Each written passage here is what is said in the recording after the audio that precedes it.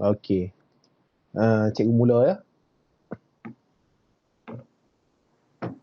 Okey. Jadi kamu boleh tengok nota kamu lah kan. Dah ada nota tu. Bab yang ke-9. Kalau kamu buat yang bahasa Inggeris kan dengan yang DLP tu, kalau kamu rajin lah, kamu boleh lah buat balik macam cikgu buat ni, ataupun kamu improvise lah bagi dia apa, dalam bahasa Inggeris, tapi yang versi kamu punya, tapi dalam BI lah, dalam DLP. Kalau kamu ni lah, sebab kalau kita ada nota kita sendiri ni, sebagai contoh, kalau sistem nutrisi ni, sistem pencernaan ni 6 muka surat saja. Jadi kalau 6 muka surat berbanding buku teks, dia kecil sikit lah daripada kita baca buku teks yang dia panjang kan, ayat dia kan. Jadi kalau kita ada nota sendiri ni, dia lagi mudah. Kalau rajin lah nak buat dalam DLP. Tapi kalau tak ada nota pun susah juga kan. Okay. Ataupun kamu boleh selit-selit lah istilah-istilah yang bahasa Inggeris tu, kamu selit-selit dekat dalam nota yang cikgu bagi kat kamu tu. Sebab dalam nota yang cikgu bagi tu, dia ada sebelah lagi muka surat tu kosong. Jadi ada sebelah muka surat dia bertulis ya, yang ada print kan. Jadi sebelah yang kosong tu boleh conteng lah apa-apa nak conteng. Jadi kalau kamu buat bahasa Inggeris tu, boleh letakkan term-term bahasa Inggeris ataupun ejaan bahasa Inggeris. Sebab contohnya macam kita ada kat sini, esophagus. Jadi pastinya kalau bahasa Inggeris ejaan dia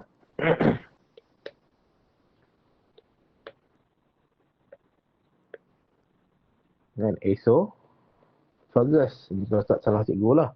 Jadi dia ada ejaan dia sendiri bahasa Inggeris. Dia tak boleh campur dalam satu jawapan tu, tak boleh campur bahasa Inggeris dan bahasa Melayu. Kalau kamu nak jawab bahasa Melayu, dia semua ayat tu mesti dalam bahasa Melayu. Kalau nak jawab dalam bahasa Inggeris, semua ayat jawapan dia tu kena bahasa Inggeris. Ini untuk kertas 2 dan kertas 3. Dia tak boleh campur. Ada bahasa Inggeris sikit, ada bahasa Melayu sikit. Tak boleh. Dia mesti totally kena bahasa Melayu atau bahasa Inggeris. Tapi kalau kamu ada jawab soalan nombor 1 tu, kamu jawab bahasa Melayu. Soalan nombor 2 kamu jawab bahasa Inggeris, itu tak apa. Itu tak ada masalah. Dia akan bagi markah juga. Tapi tak digalakkan lah. Tak digalakkan. Okey, cikgu. Okey ya.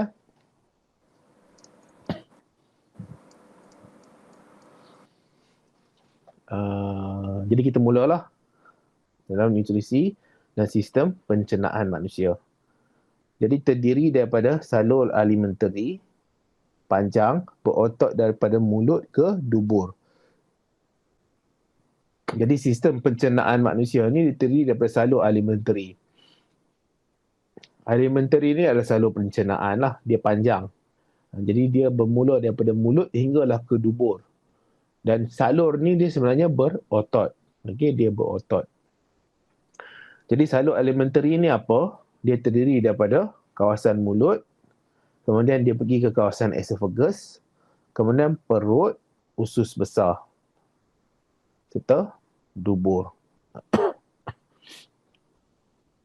Kemudian dia terdapat juga organ lain yang terlibat dalam sistem pencernaan. Jadi ada juga organ-organ yang terlibat dengan sistem pencernaan. Kita ada hati, pudi hempedu, pankreas. Kemudian ada juga kelenjar yang terlibat, iaitu kelenjar leo, kelenjar gaster, kelenjar usus. Jadi kita nak jumpa kat mana kelenjar usus ni? Dekat usus lah, usus kecil. Gaster kena jumpa dekat mana? Gaster ni dia jumpa dekat perut. Kelenjar leo dia jumpa dekat mulut. Kalau pankreas, dia bersebelahan dengan usus kecil. Usus kecil ni ada terbahagi pada 3. Dia ada duodenum, jejunum, ileum. Duodenum tu sebenarnya adalah usus kecil. Jadi bersebelahan atau berjiran dengan usus kecil ni kita ada pankreas. Kemudian pundi hempedu. Pundi hempedu ni dia terletak di hati lah. Jadi dia terletak di hati, berdekatan dengan hati, supaya nanti hati dapat hasilkan hempedu. Jadi hati tu hasilkan hempedu dan hati akan hantar pergi masuk ke pundi hempedu. Jadi pundi hempedu ni dia container ataupun dia tempat menyimpan, storage of the bile. Bile ni adalah hempedu yang dihasilkan oleh hati. Hati ni liver. Hati bukan heart ya. Heart tu jantung. Hati liver. Pundi hempedu bile duct, bukan bile duct. pundi hempedu, apa bahasa Melayu, bahasa Inggeris dia, cikgu tak ingat lah. Okay. Gallbladder ke cikgu? Gallbladder. Okay, betul, gallbladder. Kemudian pankreas lah. Jadi dekat ni kita ada gallbladder, bile duct. Bile duct tu saluran pundi hempedu, saluran. Dia akan hantar masuk, dia punya hempedu tu masuk ke duodenum. Okay, gallbladder. Perut, stomach lah. Mulut, mouth, atau oral cavity. Oral to mouth. Okay. Jadi ini adalah bahagian-bahagian yang terlibat dengan sistem pencernaan manusia. Jadi kena tahu dalam bahasa Inggeris lah, kalau DLP, dia tak bolehlah guna campur-campur dalam satu ayat jawapan. Dia kena totally, kalau jawapan bahasa Melayu semua. Okey, kita pergi kepada pencernaan. Okey, pencernaan. Jadi pencernaan ni dia terdiri daripada proses penguraian butiran makanan besar dan kompleks. Jadi penguraian butiran makanan besar dan kompleks kepada butiran yang kecil yang ringkas. Jadi maksudnya kalau kita makan burger, contohnya burger. Jadi bila kita masukkan burger dalam mulut kita, burger tu besar. Dekat burger tu ada roti, ada daging, ada sayur, ada tomato, ada sos, ada mayonis, ada cheese. Jadi dia besar. Roti tu roti besar. Daging tu daging besar. Jadi bila dia masuk ke dalam mulut kita buat apa? Kita kunyah dia. Bila kunyah, dia akan jadi kecil-kecil-kecil. Kemudian bila jadi kecil, kita nak kecilkan dia lagi. Kita nak pecah dia lagi jadi sekecil-kecilnya, supaya nanti tubuh badan kita dapat serap. Supaya dia mudah terserap. Sebab kalau besar, dia susah nak serap. Contohnya daging. Seketul daging yang kita makan tu, kalau tak pecah, macam mana dia nak diserap masuk ke salur darah? Memang mustahil lah. Salur darah tu, dia punya kecil tu adalah sangat-sangat kecil kan, dekat salur darah yang dapat mengangkut atau dapat berlaku pengangkutan tu dekat kapilari darah. Macam manalah daging yang besar tu dia nak masuk ke dalam kapilari darah kalau dia tak dipecahkan lagi. Memang sangat-sangat mustahil lah. Sebab tu kadang-kadang benda yang kita makan ni bukan semua yang kita ambil. Bukan semua tubuh badan kita ambil. Kadang-kadang dia akan jadi waste, akan jadi najis macam tu saja. Padahal dekat makanan tu masih ada lagi tenaga yang tersimpan. Jadi contohnya macam ada daging lagi dalam waste tu, dalam najis tu. Ada vitamin lagi dalam najis tu. Ada protein lagi dalam najis tu. Sebab apa? Sebab bukan semua dicernakan. Kadang-kadang bila kita tak makan dalam keadaan yang betul, apatah lagi lah. Contohnya makan tak betul-betul pecahkan makanan tu, jadi dia akan terus jadi najis. Dia tak diserap oleh tubuh badan. Jadi bila tak diserap oleh tubuh badan takkan gunalah makanan tu. Okay? Jadi kenapa kita kena ada proses penguraian ni, proses pencernaan ni adalah untuk kita pecahkan makanan dalam keadaan dia yang besar, kompleks kepada butiran yang kecil supaya tubuh badan kita dapat serap. Apa maksud tubuh badan serap? Maksudnya daripada sistem pencernaan kita ni, kan, daripada usus kecil ni, dia dapat keluar daripada usus kecil masuk ke dalam sistem peredaran darah. Ataupun sistem peredaran je lah. Sistem pengangkutan. Sama ada dia dalam sistem peredaran darah ataupun sistem limfa. Dia masuk ke dalam sistem limfa. Bolehlah mana-mana satu. Supaya nanti dia dapat diangkut pergi ke hujung hidung. Pergi ke hujung jari kita. Jadi hujung jari kita tu ada sel. Jadi sel tu perlu glukosa. Macam mana dia nak dapat glukosa? Padahal glukosa tu kita makan, dia masuk kat sistem pencernaan. Jadi dia kena dapat daripada sistem peredaran darah ni akan angkut untuk hantar pergi ke hujung jari kita.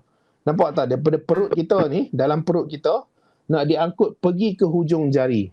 Jadi, dia mesti masuk ke dalam sistem peredaran. Okey. Jadi, kita Iaitu adalah pencernaan tu proses penguraian. Kemudian ada dua jenis pencernaan ni, iaitu pencernaan fizikal. Fizikal ni apa? Fizikal ni seolah-olah macam kita ambil batu, kita pecahkan batu tu jadi pasir. Ataupun kita ambil batu, kita pecahkan guna tukul tu supaya nanti dia jadi batu-batu kecil, batu-batu kerikil kecil. Jadi itu fizikal. Kita gunakan fizikal, kita gunakan kekuatan untuk pecahkan dia, untuk jadikan dia lagi kecil. Jadi satu lagi kita ada pencernaan secara kimia. Jadi secara kimia ni kita guna bahan kimia untuk pecahkan dia. Jadi untuk pecahkan, untuk uraikan ni dalam sistem pencernaan kita, kita guna enzim. Okey, itu ada dua jenis pencernaan. Jadi kita pergi kepada saluran alimentary yang pertama. Kalau bahasa Inggeris, alimentary canal. Alimentary canal. Jadi saluran yang pertama kita ada mulut. Di mulut. Okey, mulut dekat sini lah. Mulut dekat sini. Okey, sebelum kita pergi lanjut, pergi secara mendalam kepada saluran ni, dia kena belajar label dululah. Label ni penting. Sebab bila sistem, dia mesti ada penlabelan. Okey, ada penlabelan lah, kita kena labelkan.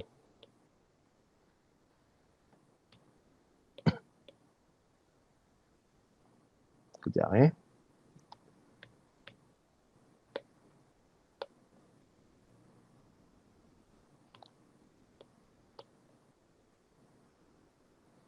Okey dah. Jadi kita kena labelkan struktur yang ada ni supaya nanti kita dapat bayangkanlah dekat mana sebenarnya proses tu berlaku. Kalau kita tak labelkan, kita tak tahu bila sebut tentang gallbladder ataupun pundi hempedu, kita tak boleh nak bayang dekat mana pundi hempedu tu, apa yang berlaku dekat pundi hempedu tu. Jadi kita pergi kepada atas ni dululah. Okey. Jadi kat sini dia ada nostril lah kan. Hitam lah. Ini nostril. Ini sistem pernafasan. Okey, nostril. Nostril itu lubang hidung lah. Kemudian di sini kita ada nasal cavity. Rongga hidung. Okey. Di belakang ni kita ada, ni cikgu tulis bahasa Melayu, bahasa Inggeris lah. Tak ingat pula tiba-tiba bahasa Melayu nak ajar macam mana. Okey. Okey, faring. Belakang tu ada faring. Faring ni kalau ikut dalam anatomi tu, dia ada 3 bahagian sebenarnya, pembahagian pada faring. Tapi dalam kamu punya silibus satu je lah, kita sebut faring sahaja. Okey. Kemudian di sini ni ada lidah. Lidah. Tang lah. Ada nama lain ke tang? Tak ada lah kan? Tak ada dah. Tang je lah kan? Kalau mouth ialah adalah, mouth tu boleh panggil oral kan? Sini atas ni kita ada mouth. Okey, ataupun mulut. Di mulut ni dia ada kelenjar lah. Okey, ada kelenjar bahagian atas dan bahagian bawah. Dia kelenjar leo. Okey, kelenjar leo. Jadi mulut akan masuk, sini ada gigi ya. Di mouth ni ada gigi. Ada teeth. Teeth, tooth. Apa beza teeth dengan tooth? Tooth satu kan? Tooth. Tooth tu dia singular lah kan? Teeth tu plural ya? Okey. Jadi gigi lah, bahasa Melayu ni tak ada singular plural. Sebut gigi saja. Jadi itu adalah struktur bahagian yang pertama. Ini yang pertama sekali, bahagian kepala lah. Okey. Kemudian bawah sikit kita ada esophagus. Esophagus dengan trachea dia laluan lain-lain laluan lain-lain. Kalau kat sini kamu nampak ni esophagus. Faring dia laluan sama. Dia laluan yang sama. Okey. Jadi maksudnya selepas hidung, dia masuk udara tu ke faring. Selepas mulut, dia masuk makanan tu ke faring. Cuma nanti daripada faring tu dia akan jadi 2 cabang. Cabang yang ada ni, cabang yang pertama ni kita ada trachea. Atas trakea ni kita ada epiglottis. Okey, atas trakea kita ada epiglottis. Bawah daripada epiglottis tu kita ada larynx. Saya tak ingatlah bahasa Melayu nak eja macam mana. Bahasa Inggeris pun salah apa eja. Tapi dia sebutan dia larynx lah. Okey, larynx. Jadi dia seolah-olah macam struktur dia. Ni cikgu lukis lah bagi gambaran kat kamu.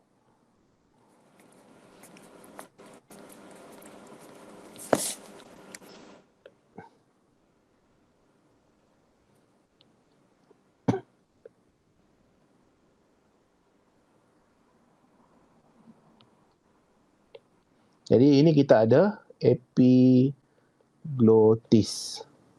Ini kita ada larynx. Ini kita ada trakea. Sebelah ni kita ada esophagus G. Atas ni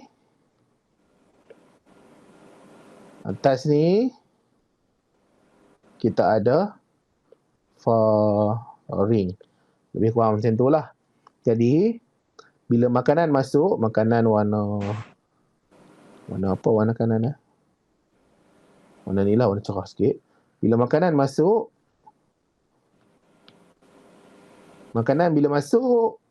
dia tak boleh nak masuk ke sini. Dia tak boleh masuk ke saluran udara. Sebab apa? Sebab ada epiglottis ni. Jadi epiglottis ni akan tertutup, menghalang makanan ni daripada masuk. Jadi bila dia tak boleh masuk sini,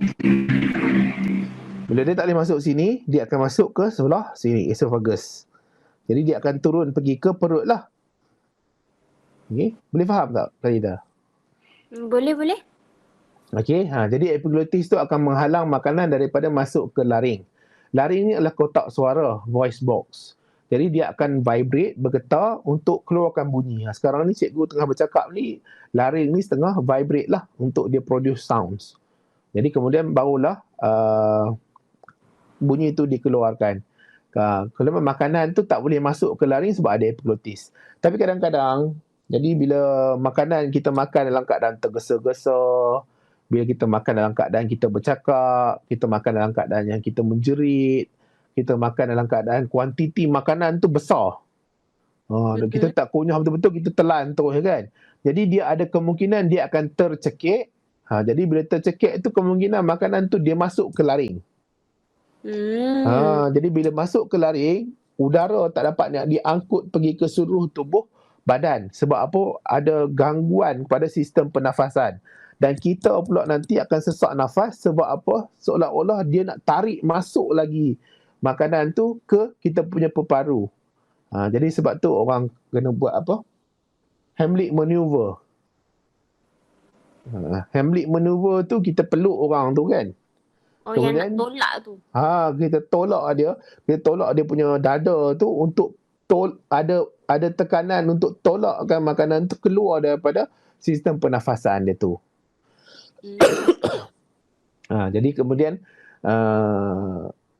bolehlah cuba selamatkan dia dengan teknik yang seterusnya lah. Heimlich maneuver tu dia ada banyak lah. Dia boleh orang lain tolong kan, ataupun dia buat sendiri kat diri dia.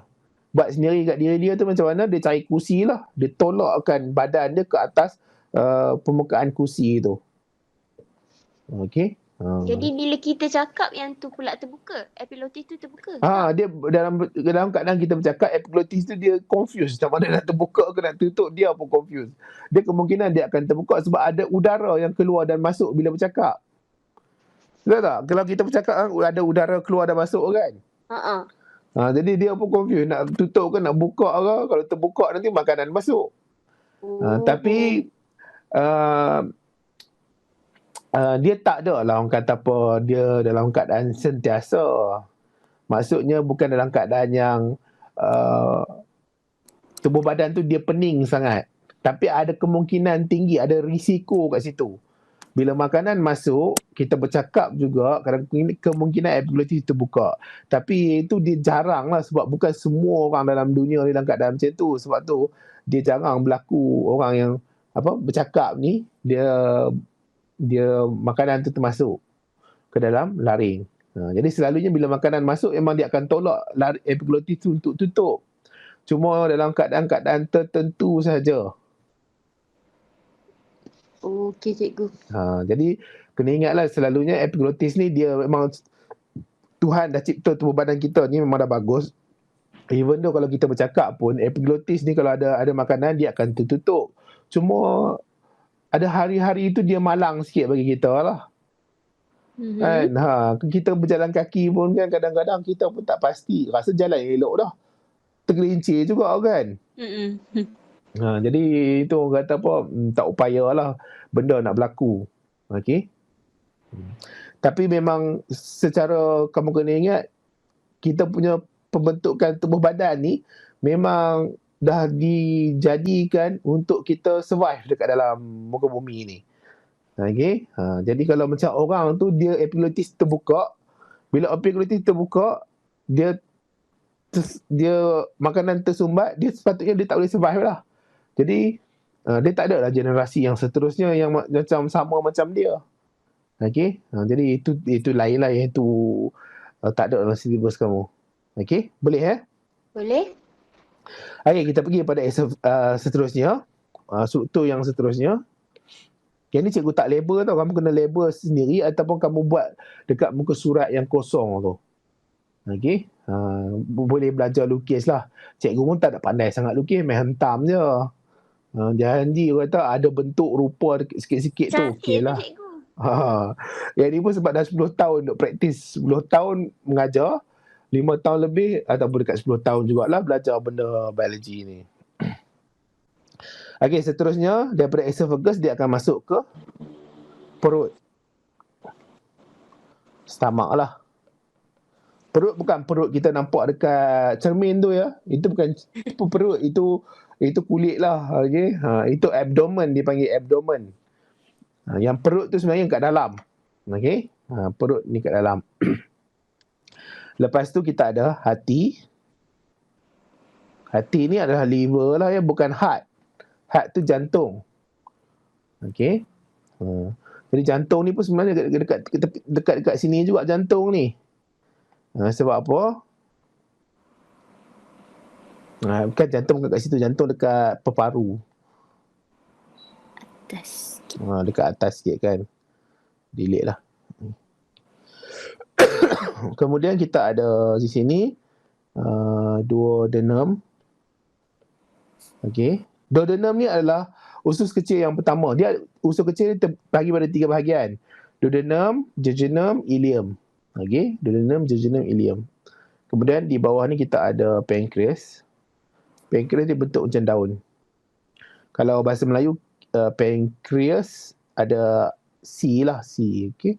Kalau bahasa Inggeris bahasa Melayu K, bahasa Inggeris C. Kemudian dia masuk usus kecil yang seterusnya. Yang ni kita panggil usus kecil sajalah.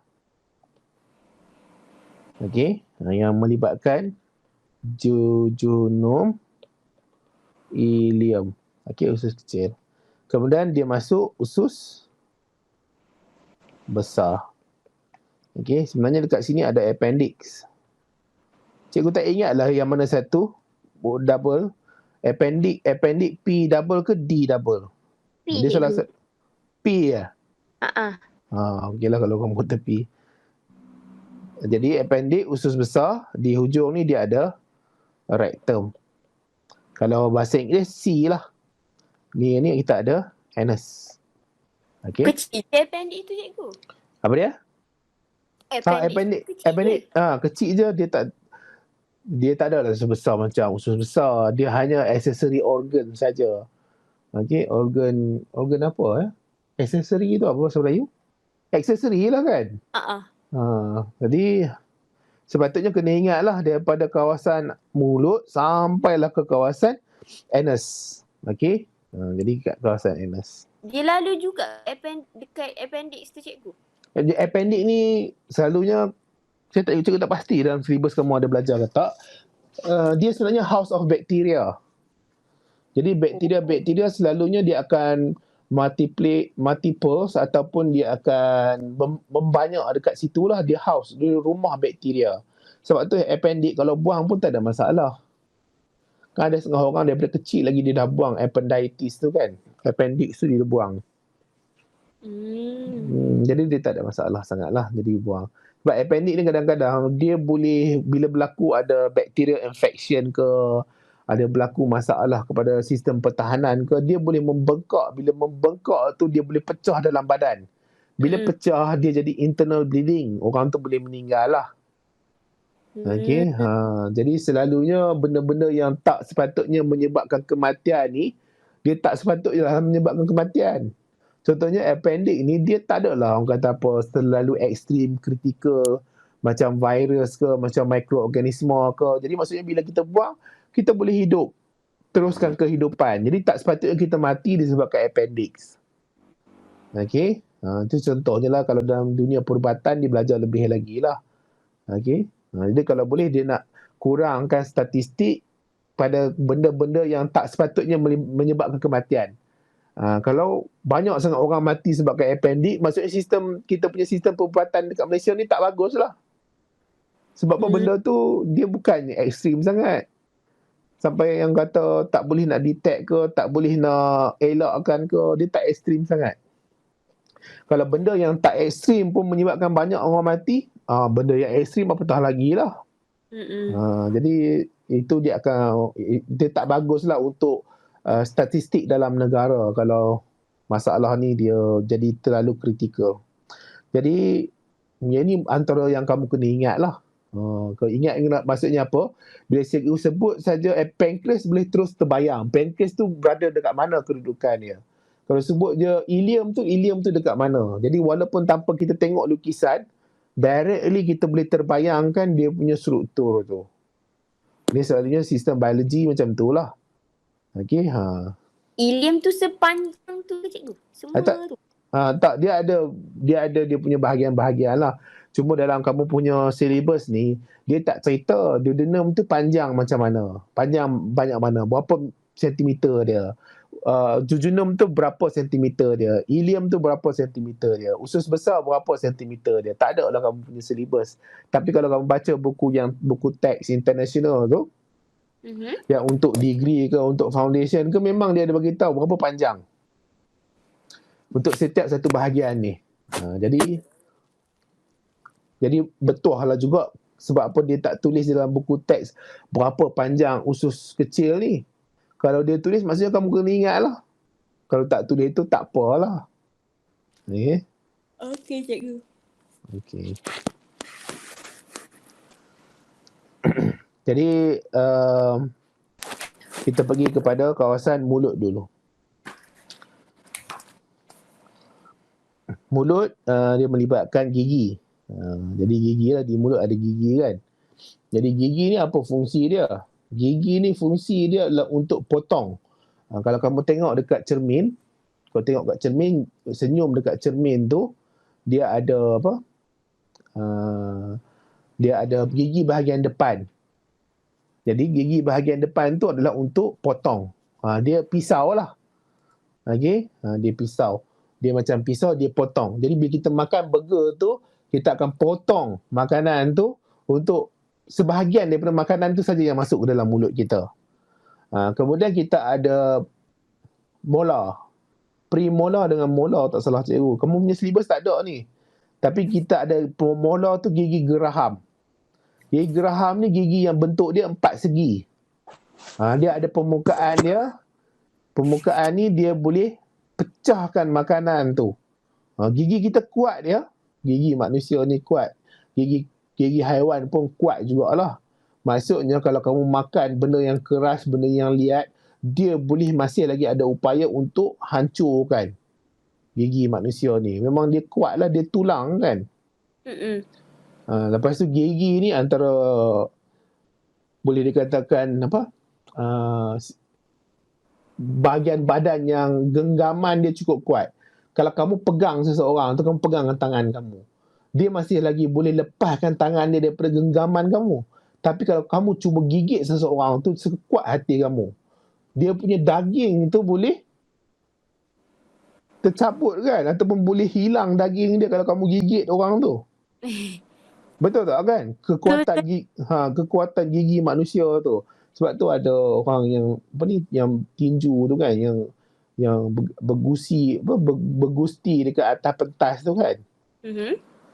Dia lawan-lawan macam mana tah, dia nak ambil kalah, digigit telinga kawan lawan dia tu. Bila gigit telinga tu boleh putus. Okay? Jadi maksudnya betapa kuatnya gigi manusia ni. Tapi gigi manusia ni, satu, kita tak ada taring. Okay? Sebab kita ni memanglah kita pemangsa, tapi kita tak berburu menggunakan gigi kita. Jadi macam harimau, macam singa, antara bahagian yang cukup menakutkan pada gigi dia. Okay? Sebab bila dia terkam kamu, dia gigit, boleh putus terus tangan tu. Okay? Lagi satu, bila dia gigit, contohnya dia gigit pada bahagian leher, dia selalu serang pada bahagian leher. Singa ke harimau ke, dia serang bahagian leher, dia punya taring tu, dia boleh pecahkan arteri yang ada pada leher ni. Okay? Jadi maksudnya immediately, secara terus dia boleh matikan mangsa dia. Sebab tu antara yang cukup menakutkan bagi harimau, singa, memang kita nampak kadang-kadang comel kan, adalah mulut dia, gigi dia. Jadi gigi dia cukup menakutkan. Cikgu, gigi tu bukan protein cikgu kan? Dia kalsium lah, dia tulang. Okay? Jadi gigi ni untuk kunyah, dia adalah pencernaan fizikal. Okay? Pencernaan fizikal. Dia untuk kunyah. Kemudian lidah. Pun ada lidah. Jadi bila kita gigit makanan tu masuk ke dalam mulut kita. Jadi bila dah masuk ke dalam mulut kita, kita akan kunyah atau kita akan terus pecahkan menggunakan gigi geraham kita. Gigi yang belakang-belakang tu lah. Jadi bila kita pecahkan dengan gigi geraham tu, gigi geraham ni kemudian akan tolak balik makanan ke tengah. Sebab kita ada juga pipi kita kan. Bahagian dalam tu dia akan tolak makanan ke tengah, lidah pula akan tolak makanan pergi ke gigi geraham. Okey, dekat situ fungsi lidah lah, dia akan tolak makanan ke gigi geraham. Gigi geraham akan pecahkan dan akan masukkan balik makanan tu ke tengah. Kemudian lidah juga akan gaulkan makanan tu dengan air liur. Okey, ni semua berlaku dalam mulut kita lah. Sebab tu kalau bila bersebut tentang student biology ni, dia boleh terbayang lah apa yang berlaku di kehidupan seharian ni dengan apa yang dia belajar dalam kelas. Kan? Jadi contohnya sekarang, contohnya macam tengah makan kan. Bila tengah makannya, kita potong guna incisor gigi depan kita. Makanan tu masuk ke tengah. Bila masuk ke tengah, lidah tu akan tolak makanan tu pergi ke gigi geraham. Gigi geraham akan pecahkan makanan tu. Bila dah pecah sikit, dia akan tolak balik ke tengah. Bila tolak balik ke tengah, lidah akan campurkan makanan tu dengan air liur. Tolak balik ke gigi geraham. Gigi geraham pecahkan lagi, tolak balik ke tengah. Sampailah makanan tu lumat dan dia bercampur betul-betul dengan air liur daripada proses kunyahan tu. Jadi kat situ dia ada air liur lah. Air liur ni dihasilkan oleh apa? Dihasilkan pula oleh kelenjar air liur. Jadi kelenjar air liur akan hasilkan air liur. Air liur ni ada air. Jadi air ni apa fungsi dia? Dia untuk lembutkan makanan. Jadi bila air bercampur dengan makanan, dia akan lembutkan lah. Makanan tu akan senang dikunyah, dia akan senang dicernakan secara fizikal dan kimia. Secara fizikal dan kimia. Lembutkan makanan. Kemudian, air liur juga mengandungi amilis air liur. Amilis ni apa? Amilis ni adalah enzim lah. Jadi enzim. Enzim ni dia adalah pemangkin organik. Dia pemangkin yang mana dia akan mempercepatkan tindak balas lah. Itu dalam kita belajar sebelum ni tentang enzim. Jadi dia akan pecahkan kanji menjadi maltosa. Kanji karbohidrat dia akan pecahkan jadi maltosa. Maltosa ni adalah disakarida. Dia gula ringkas. Okey, dia gula ringkas. Dia adalah gula ringkas dan gula penurun. Ini cikgu ada belajar ajar sebelum ni tentang gula penurun. Okey. Disakarida maltosa.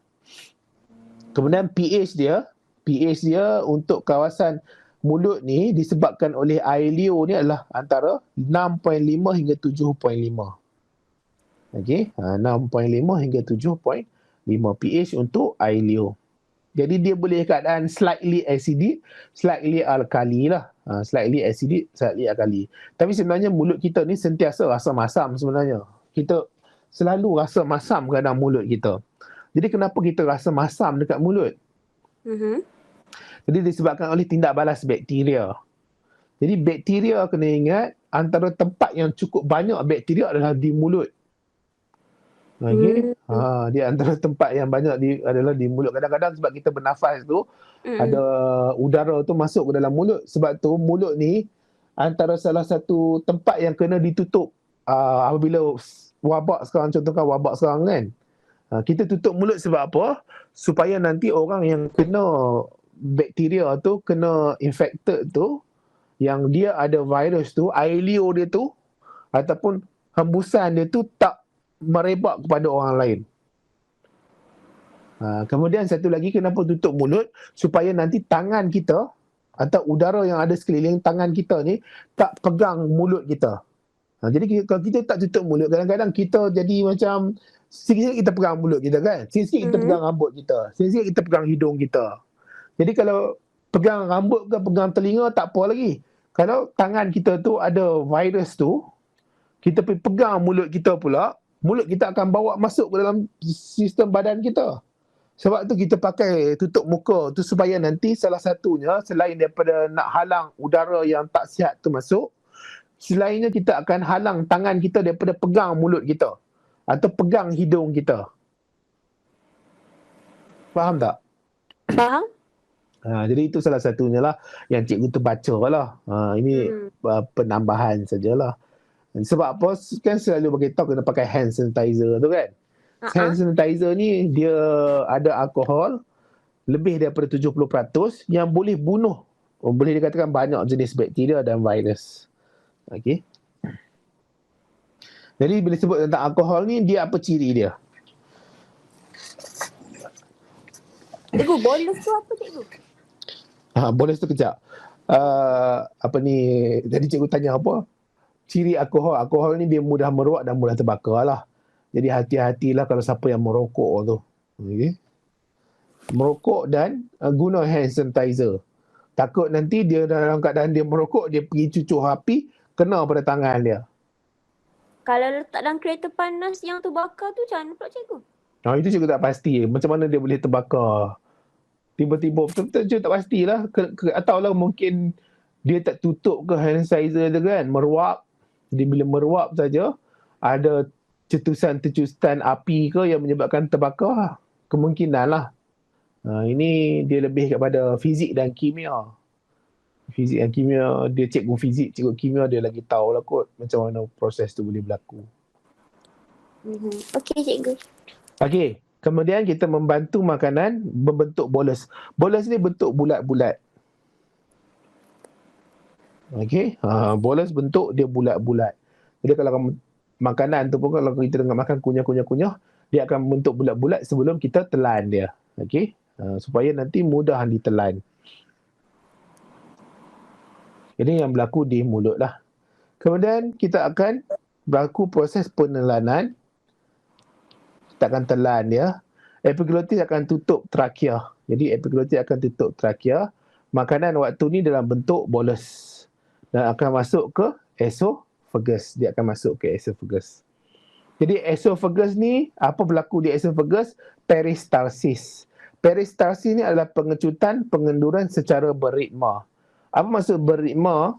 Maksudnya dia ada keadaan dia mengecut dan ada keadaan dia mengendur dalam aturan. Okey, dalam aturan. Yang ni boleh tengok kat YouTube lah. Macam mana keadaan itu.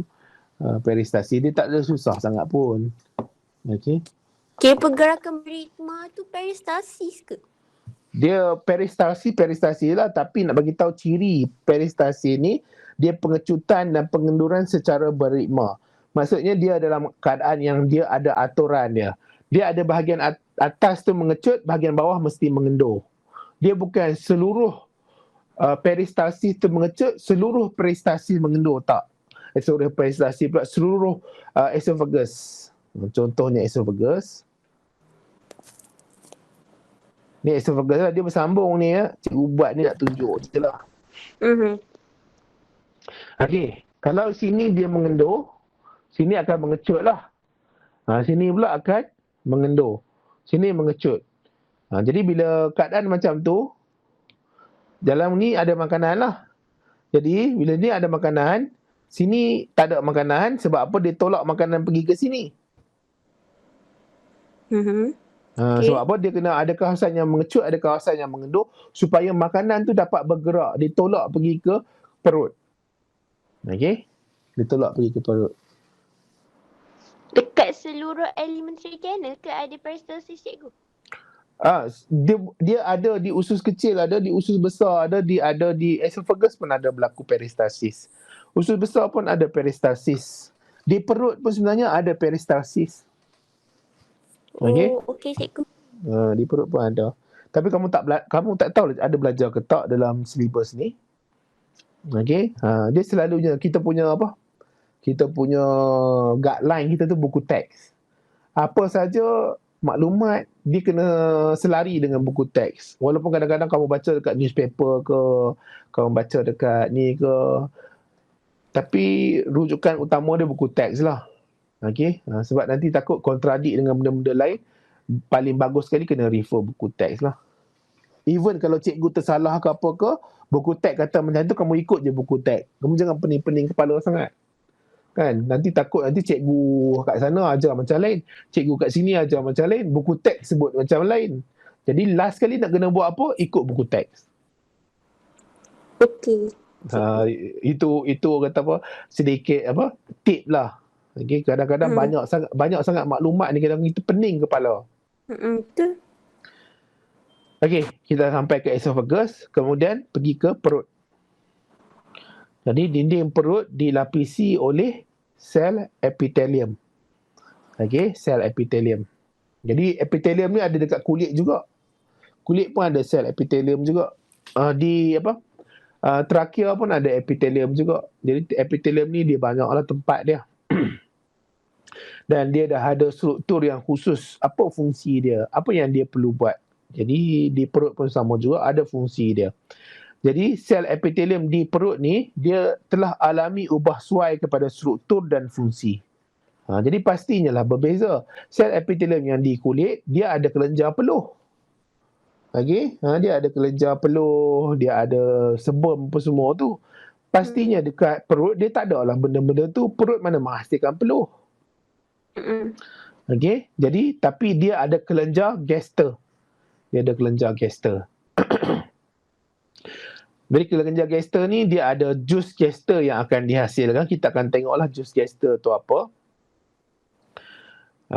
Sel epithelium dia terdiri daripada sel utama, sel parietal dengan sel mucus. Okey, sel utama, sel parietal dan sel mucus.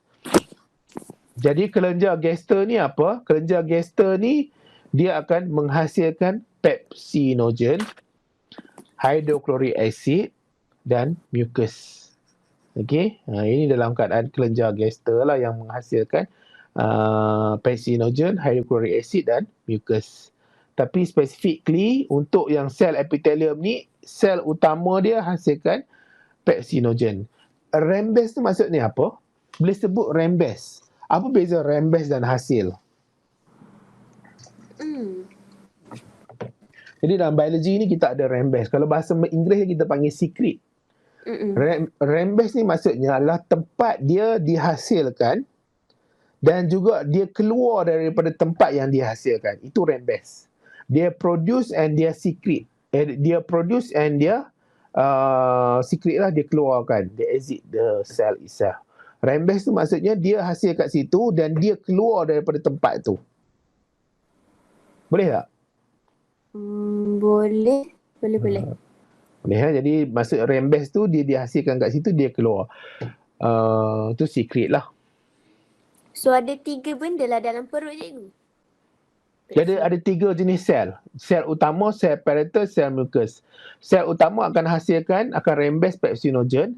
Sel parietal akan hasilkan hydrochloric acid. Sel mucus akan hasilkan mucus. Okey. Semua tu berkumpul dalam perut lah cikgu. Dia akan berkumpul dalam perut. Okey, kamu tengok kat sini dia ada hydrochloric acid. Hydrochloric acid ni ada buku tulis dia boleh sampai pH 1.5. Acidiknya. Sangat-sangat acidic. Ada buku dia kata pH 2. pH 1.5 ni dia boleh lebur paku besi. Jadi maksudnya bahaya ke perut cikgu?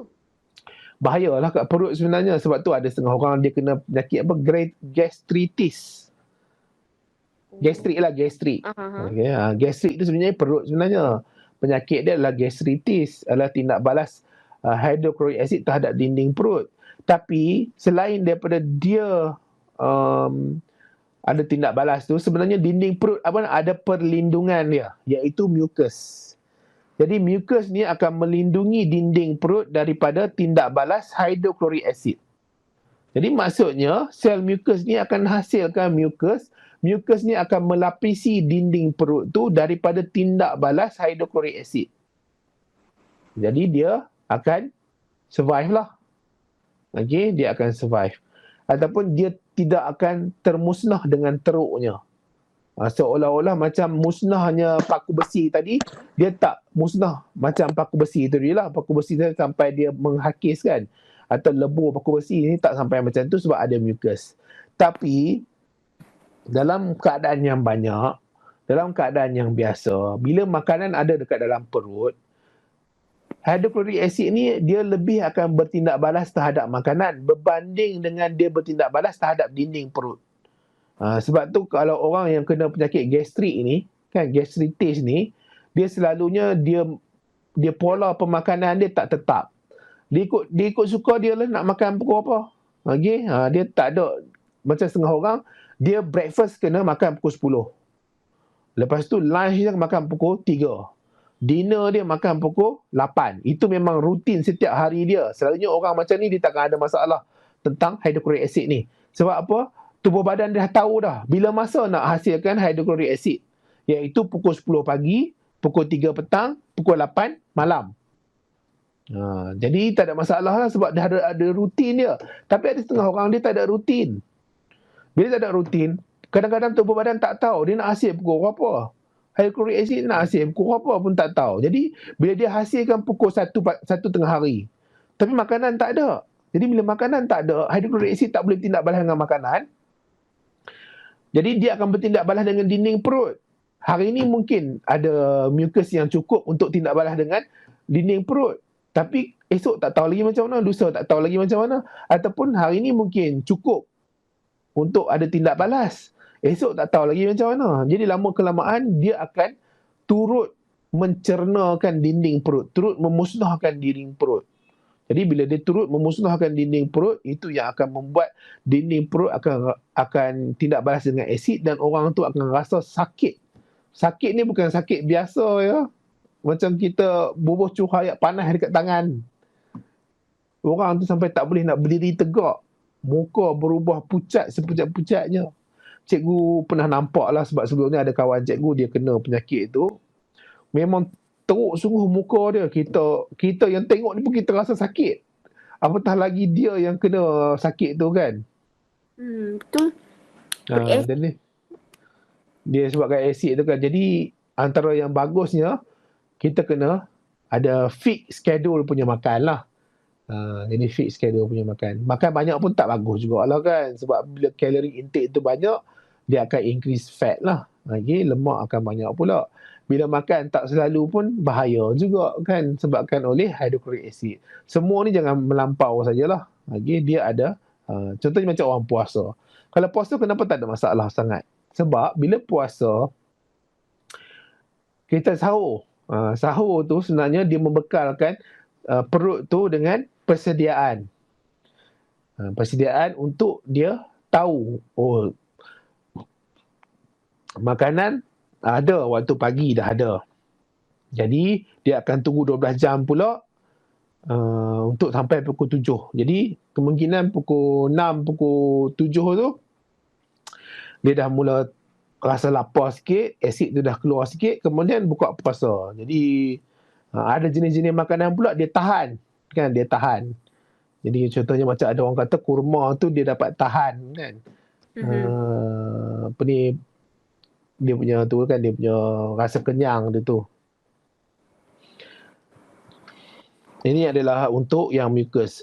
Lepas tu dinding perut ni, selain daripada tu, dia adalah antara tempat yang cukup cepat berlaku pembahagian sel. Pembahagian sel. Jadi dia akan cepatlah berlaku pembahagian sel sebab dia nak tukar, dia nak repair tisu-tisu yang rosak. Dia nak baik pulih tisu-tisu yang rosak tu, dia kena cepat berlaku mitosis. Dia tak boleh lambat. Kalau lambat nanti perut tu akan terus musnah dan musnah organ dia tu. Jadi kalau dia cepat, maksudnya dia ada sel rosak diganti, ada sel rosak diganti. Okey. Tapi kalau dah selalu sangat rosak sampai nak diganti pun tak sempat, jadi masalah lah orang tu. Sebab kat dinding, kat perut pun ada reseptor kesakitan ya. Maksudnya bila ada reseptor kesakitan, orang tu akan rasa sakit apabila sesuatu berlaku pada tisu di perut tu. Kan? Macam kita, kulit kita cubit kan, ada kita rasa sakit, di perut pun sama juga. Okey, hydrochloric acid ini. Jadi asid ni kenapa dia penting? Kenapa nak dihasilkan sampai pH 1.5, pH 2? Apa teruknya kan sampai nak hasilkan asid yang sangat-sangat asidik ni? Dia sebenarnya adalah untuk tindak balas enzim pepsin. Ni enzim pepsin ni. Ada buku tulis protease. Tapi buku teks kamu ni guna pepsin, jadi guna pepsin lah. Kamu janganlah pening kepala. Kadang-kadang nama dia banyak sungguh lah kan. Jadi ikut je buku teks. Tak payah pening kepala. Sebab tu antara yang bagus juga kita baca buku teks lah.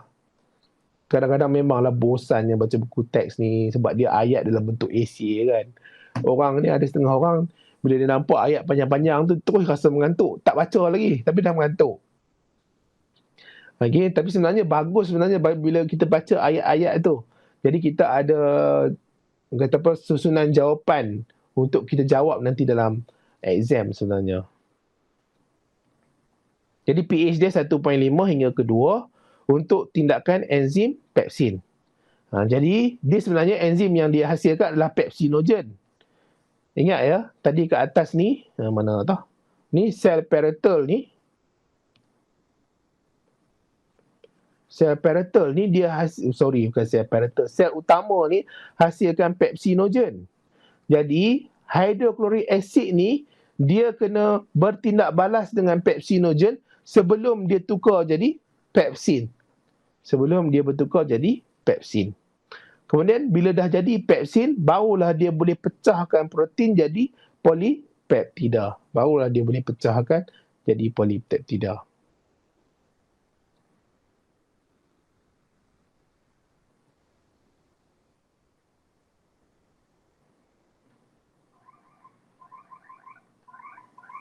Okey, kemudian makanan dicampur, digaul oleh peristalsis otot selama beberapa jam. Jadi dekat perut ni pun ada peristalsis juga. Okey, jadi peristalsis otot ni akan gaulkan makanan tu dengan pepsin, dengan hidroklorik, dengan mucus apa semua selama beberapa jam. Okey, ini adalah ditulis sikit, jadi ada simpan sikit dekat jam dia tu lah. Jadi makanan sekarang ni berbentuk separa cecair yang dipanggil sebagai kim. Tadi makanan kita panggil bolus kan. Kemudian dah masuk ke esophagus, dah masuk ke perut, sekarang ni makanan dipanggil sebagai kim. Okey, kim. Kim masuk ke duodenum perlahan-lahan apabila otot sphincter kendur. Kendur ni maksud dia terbuka. Otot sphincter ni ada dekat mana? Otot sphincter ni ada dekat sini. Oh, sorry. Itu duodenum, kat sini lah otot sphincter. Otot sphincter ada dua sebenarnya. Ada bukan dua lah, ada banyak lah tempat dia. Dekat atas ni pun dia ada otot sphincter. Dia ada nama dia sebenarnya. Kalau tak salah cikgu, pyloric sphincter. Cikgu dah belajar dululah. Lama dah, 10 tahun dah. Ni degree dulu kan. Jadi ingat-ingat lupa lah. Dia banyak, sphincter ni ada banyak. Dekat usus kecil, dekat anus pun ada sphincter juga. Dia kenapa ada sphincter kat situ? Sebab kalau kita rasa nak terberak, kita boleh tahan sebenarnya. Kita boleh tahan dan kecutkan kita punya otot tu supaya nanti dia tak keluar sendiri. Itu otot sphincter lah, dia boleh tahan. Dia boleh dikawal. Ada juga yang tak boleh dikawal seperti yang otot sphincter dekat perut ni. Yang ni tak boleh kawal lah. Kemudian ada otot sphincter cikgu dekat pundi air kencing. Jadi air kencing tu kita boleh tahan juga, kan? Kita memang rasa nak terkencing, tapi dia tak kuat sangat. Jadi kita boleh tahan supaya tak kencing lagi. Sebab kelas tengah berjalan, kita pun segan nak pergi toilet. Jadi kita tahan sekejap lah. Tapi kalau dah penuh sangat, tak boleh lah, kita tak boleh tahan lah. Jadi dia dah bagi tahu otot sphincter tu, kat situ ada reseptor, dia akan pergi hantar maklumat pergi ke otak bahawa tak boleh dah ni. Dia akan terbuka dengan sendiri dia kalau kita tak pergi toilet. Jadi dia itu ada tidak balas dalam badan lah, kita panggil sebagai homeostasis. Jadi perlahan-lahan apabila otot sphincter kendur. Kemudian kita ada usus kecil. Usus kecil terdiri daripada duodenum, jejunum, ileum. Duodenum ni usus pertama yang akan menerima kim. Dia terima hempedu daripada hati. Dia terima jus pankreas. Ileum pula akan ada jus usus, akan rembes. Apa maksud rembes ni?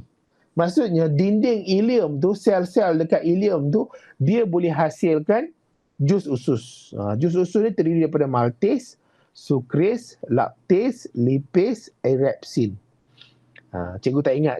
Cikgu dulu tak tahulah macam mana cikgu ingat. Tapi dia ada lah, dia punya singkatan-singkatan tu kita cantum-cantum. Kan? Contohnya macam atas ni senang sajalah, pepsin saja kan. Apa? Masulali. Masulali. Ikutlah kamu nak buat macam mana ya.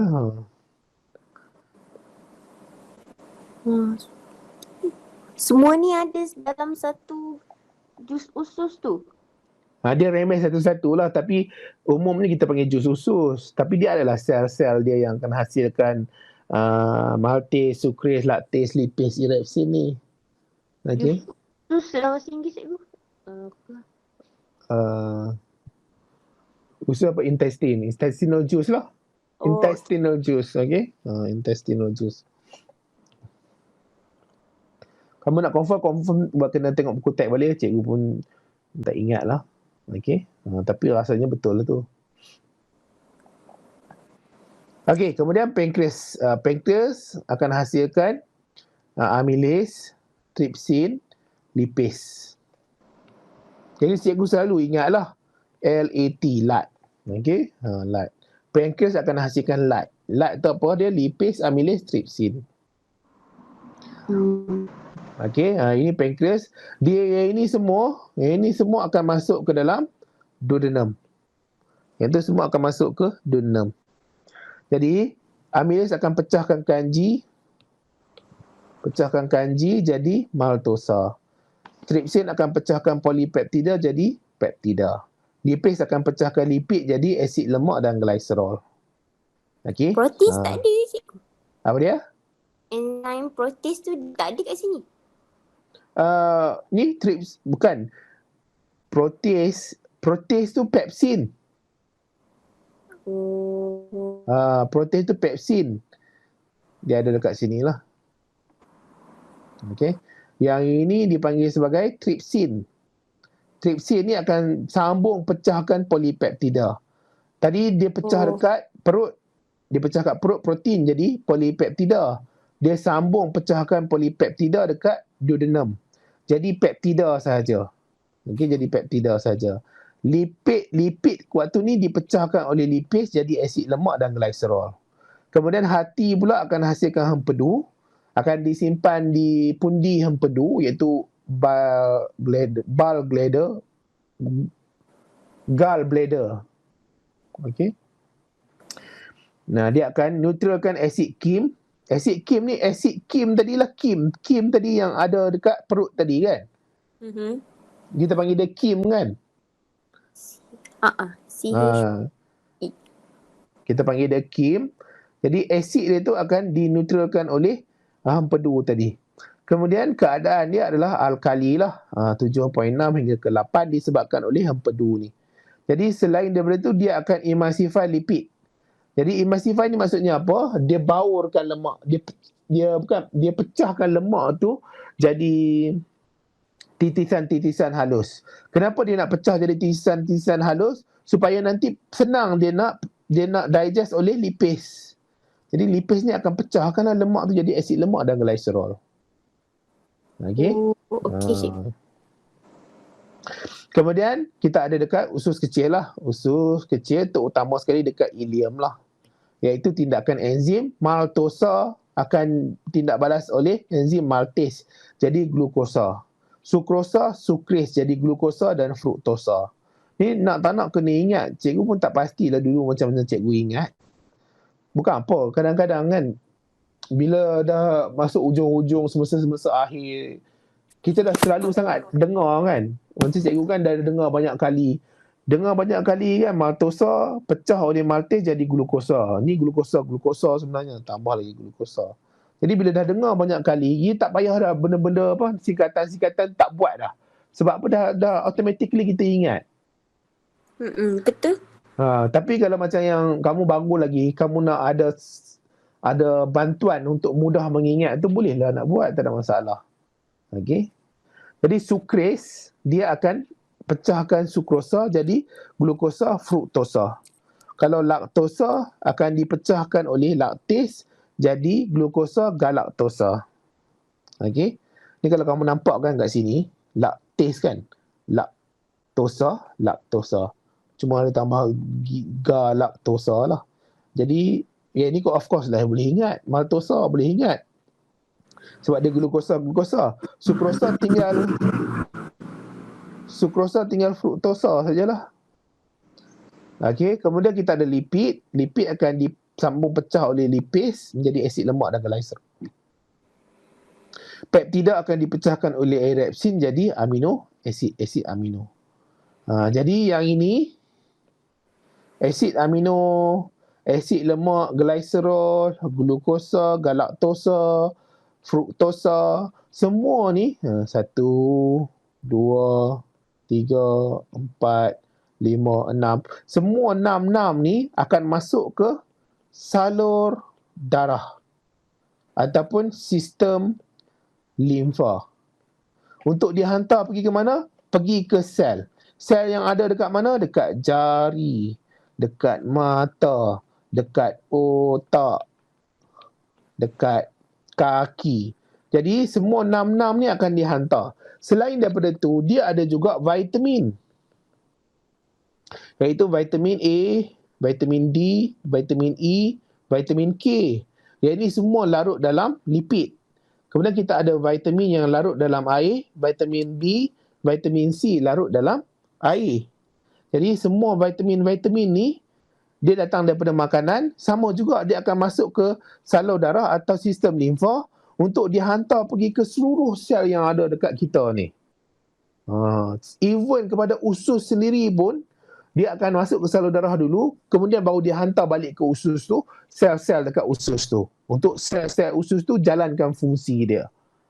Kalau dia tak dapat nanti vitamin ke, dia tak dapat ke amino acid ke, jadi dia tak boleh jalankan fungsi dia, dia tak boleh nak teruskan kehidupan dia, dia akan mati. Boleh tak? Boleh. Jadi kita pergi kepada seterusnya, penyerapan. Jadi bila sebut tentang penyerapan ni, maksudnya semua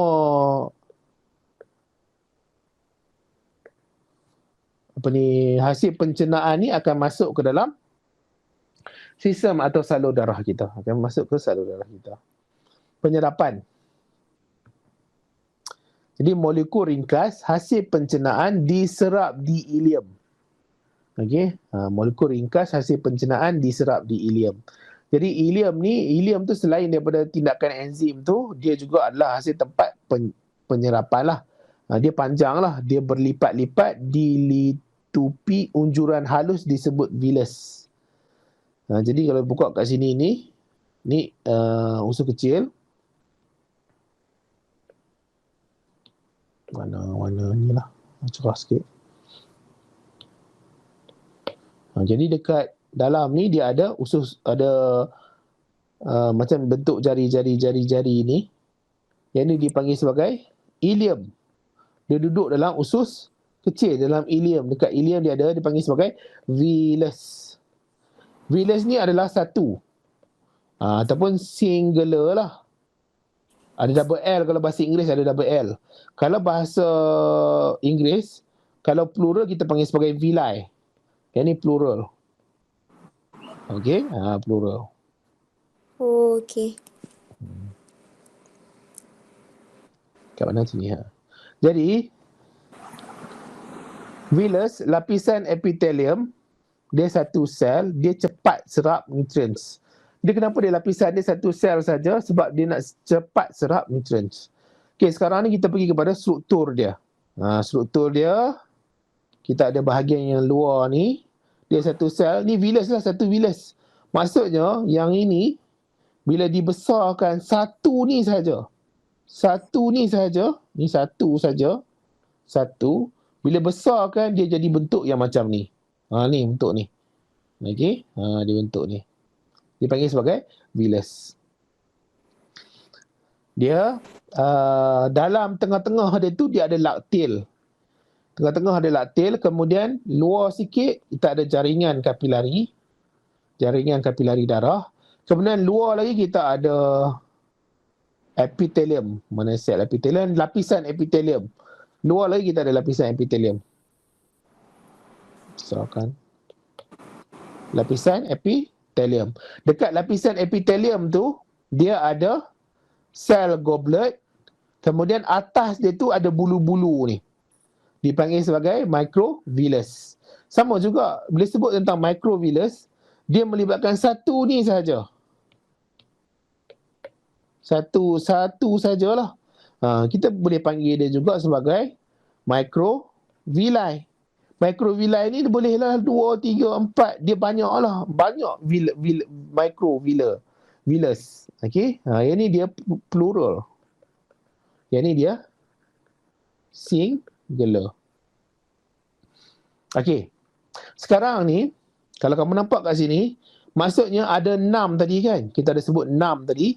1, 2, 3, 4, 5, 6. Kemudian ada vitamin.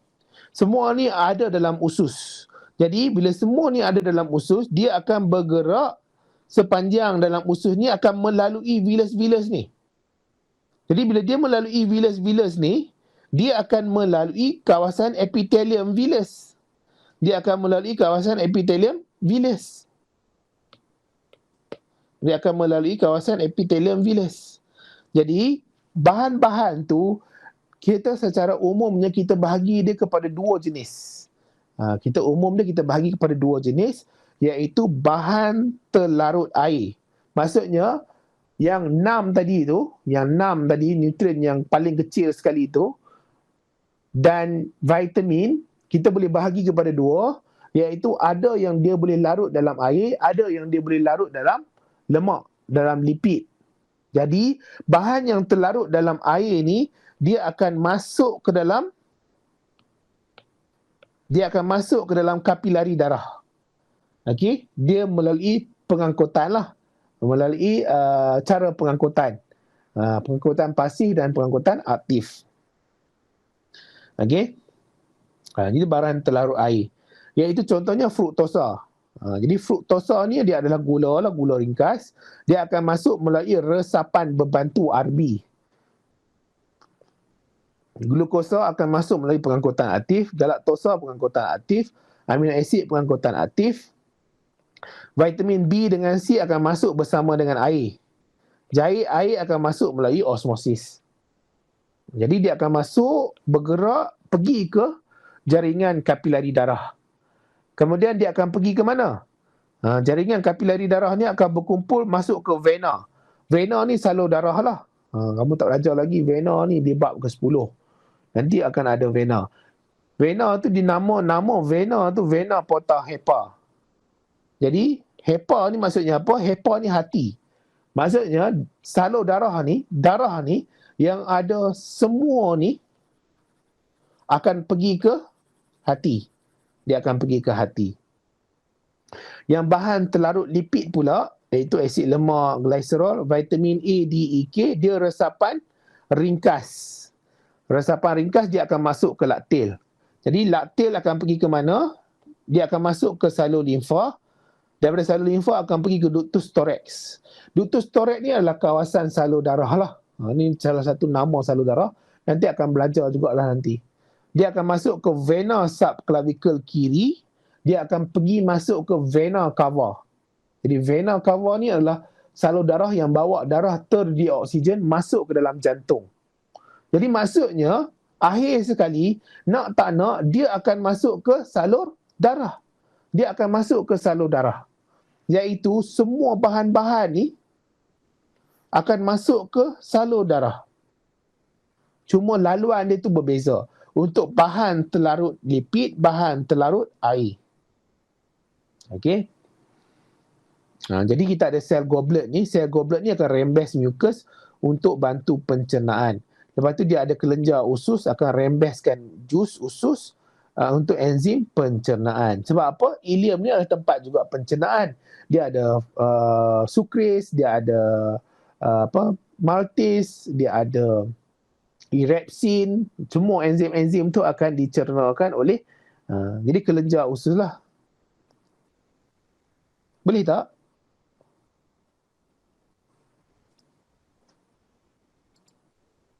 Boleh. Boleh. Ada soalan tak nak tanya?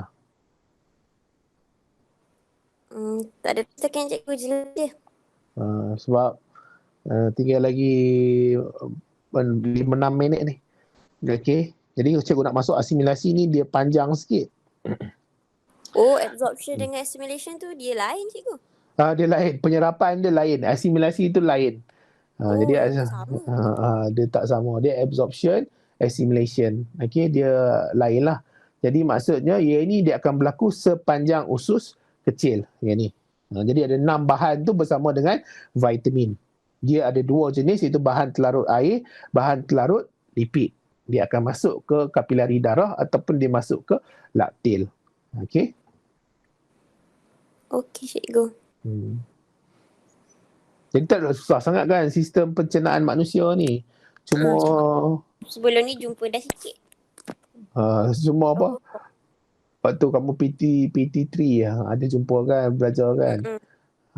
Ni jadi ini dia sambungan lah. Cuma banyak sikit lah nak kena ingat. Terutama sekali nama-nama enzim ni. Dia soalan ni soalan yang kalau macam SPM sebelum ni dia cukup suka tanya soalan ni dekat soalan objektif. Okey, soalan objektif dia tanya tentang enzim-enzim ni. Esei ada tak cikgu? Esei ada juga. Esei sebab yang ni antara bab yang dekat SPM ataupun dekat waktu tingkatan 4 dulu, KBSM, dia antara bab yang cukup besar, banyak. Dia punya ni muka surat dia. Jadi dia banyaklah soalan dia boleh tanya. Ada juga tentang eksperimen-eksperimen tu lah. Cikgu pun tak pastilah macam mana kamu punya eksperimen ni nak berjalan macam mana. Okey. Cikgu mana aku jawab soalan esei cikgu? Kuasai soalan esei. Soalan esei ni nak kita kena faham soalan dia. Yang kedua kita kena tahulah, kita kena ingat benda yang dia ditanya tu. Contohnya dia tanya tentang sistem pencernaan di mulut. Jadi kalau kita tak ingat dekat mulut tu ada lidah, ada gigi, ada enzim, amilis. Jadi kita memang takkan boleh jawab. Confirm tak boleh jawab punya lah kalau soalan esei kalau kita tak ingat semua benda tu. Sebab tu tak tahulah cikgu. Ada setengah orang kata tak payah hafal biologi ni. Tapi sepanjang cikgu belajar lah kan. Sepanjang cikgu belajar daripada SPM dulu, masuk matrikulasi, buat degree, lepas tu mengajar dia. Nak tak nak memang kena ingat. Nak ingat macam mana? Salah satunya adalah hafal lah. Okay. Tapi ada setengah orang memang dia pandai. Pandai itu maksudnya apa? Dia baca, dia faham, dia automatically dia boleh ingat. Okey. Jadi bila dia ingat, dia mudah sikit lah nak jawab. Tapi ada setengah orang, dia susah sikit dia nak ingat. Tambah-tambah benda yang dia tak minat, lagilah dia tak ingat. Betul-betul. Jadi benda tak minat, lagilah dia tak ingat tu agak susah sikit lah. Jadi ada setengah orang yang susah nak ingat tu, dia nak tak nak dia kena bagi faham dulu. Okey. Kemudian daripada faham tu, dia kena selalu dengar. Bila dia selalu dengar, kemungkinan ingatan dia tu akan kuat sikit lah tentang apa yang dia dengar tu. Jadi dia akan bantu untuk jawab soalan esei. Sebab tu, untuk yang biologi ni, soalan esei kadang-kadang dia ramai yang tak boleh jawab soalan esei sebenarnya. Ramai sangat orang tak boleh jawab soalan esei. Yang dia boleh jawab, yang menyebabkan dia boleh dapat A adalah kertas 1 dan kertas 3. Soalan kertas 1 tu 50 markah, soalan kertas 3 50 markah, soalan kertas 2 100 markah. Jadi soalan esei kemungkinan dia tak boleh jawab, ataupun dia boleh dapatlah markah sikit, dia boleh dapat markah banyak dekat soalan struktur. Soalan struktur dia tak perlu ingat banyak lah, dia ingat jawapan-jawapan ringkas saja. Jadi daripada 200 markah tu kemungkinan dia boleh dapat 150 ke atas. Kalau dia skor kertas 1 dengan kertas 3. Sebab kertas 1 50, kertas 3 dah 50, dah 100 kat situ. Kalau dia boleh skor kat situ mungkin dah 80 dah. Kalau kertas 2 dia boleh skor 70 ke 60 ke, dah boleh 150 ke 160 dekat situ. Kemungkinan dia boleh dapat A lah. Itu pandangan cikgu lah. Nanti untuk next class bagi tahulah bila ya. Kita akan sambung untuk asimilasi, penyah tinjaan ni penghasilan najis lah, dan gizi seimbang, dan sikit ada isu kesihatan. Okey. Itu je lah. Okey ya. Cikgu. Okey, jumpa lagi. Okey, terima kasih cikgu. Selamat Hari Raya. Selamat Hari Raya. Okey. Assalamualaikum. Wassalam.